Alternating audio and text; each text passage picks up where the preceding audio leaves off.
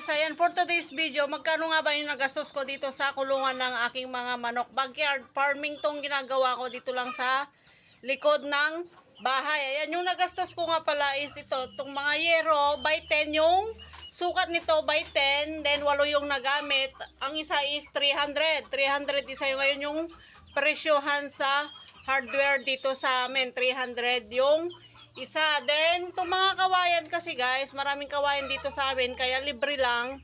At saka yung labor is libre lang din. Ayan, kawayan yung ginawang pintuan, then nilagyan ng yero sa kabilaan. Then, puro kawayan na yan kasi nga maraming kawayan dito sa amin. Mas maganda kasi kapag meron na tayong kawayan dito sa ating mga bakuran para mas makatipid tayo. Ko na rin ng sunshade. Ayan, sunshade 250 kasi marami ng mura naman na ngayon dito sa online. Ayan, nabili ko, binigyan na rin namin ng sunshade para hindi siya masyadong mainit kasi kalahati lang ang ginawa, kalahating walang yero, din kalahating merong bubong. Ayan, tapos tong mga chicken wire na plastic, ayan, binili din namin yan, 90 per meter yan, 90 per meter yung bili namin. At saka itong mga plywood, ayan, plywood, ang presyon ngayon sa plywood is 700 yung manipis. Then itong mga tabla o kaya itong mga 2x2, yan na lang yung mga natira nung nagpagawa kami ng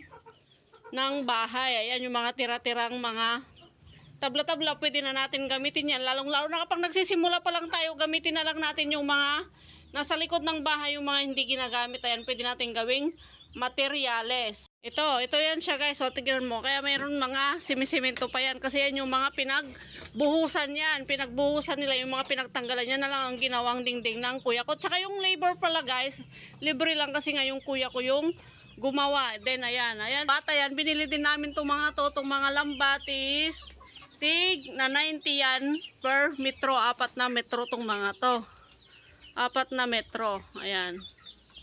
Tapos yung mga pako na di 1, di 2, yan, di 3, yan, 120 lahat yung mga na gamit sa mga pako. Then makakatipid talaga kayo kapag meron tayong mga labor. Ayan yung mga gagawa para hindi na tayo magbayad pa ng labor. Kung may mga kapatid naman tayo, may mga kuya tayo, sila na lang ang gumawa. Or kung kaya naman natin itong mga to, kaya naman natin gawin is tayo na lang. Yung nagastos ko lahat, kaya yung mga nagastos ko lahat dito guys is 4,710 lahat-lahat ng materyales kasi nakalibre naman kami sa kawayan tsaka sa mga tabla-tabla, din yung mga plywood na tira-tira. Ayan, bumili kami ng isang plywood lang kasi nga bitin nung ano, kaya 700 isa yung bili namin. Ayan yung mga kulungan nila, oh.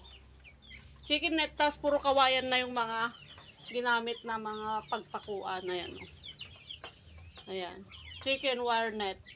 90 per metro dito sa amin. Yung mga rita-ritaso pala nating ano, meron lang akong ipapahabol. Yung mga rita-ritaso pala nating mga chicken wire na pinagtabasan ng mga kulungan na malalaki, gawin nating pang broodingan. Ayan, pwede natin siyang brooding pen. Ayan, yun lang ang nagastos ko. Kaya sana makatulong sa mga gustong mag-alaga. Kapag nagsisimula naman tayo is pwede naman na maliit pa lang yung kulungan natin or magsimula tayo sa konti pa lang na alagaan natin hanggang sa makabisado natin. Yun lang guys. Thanks for watching. Happy farming!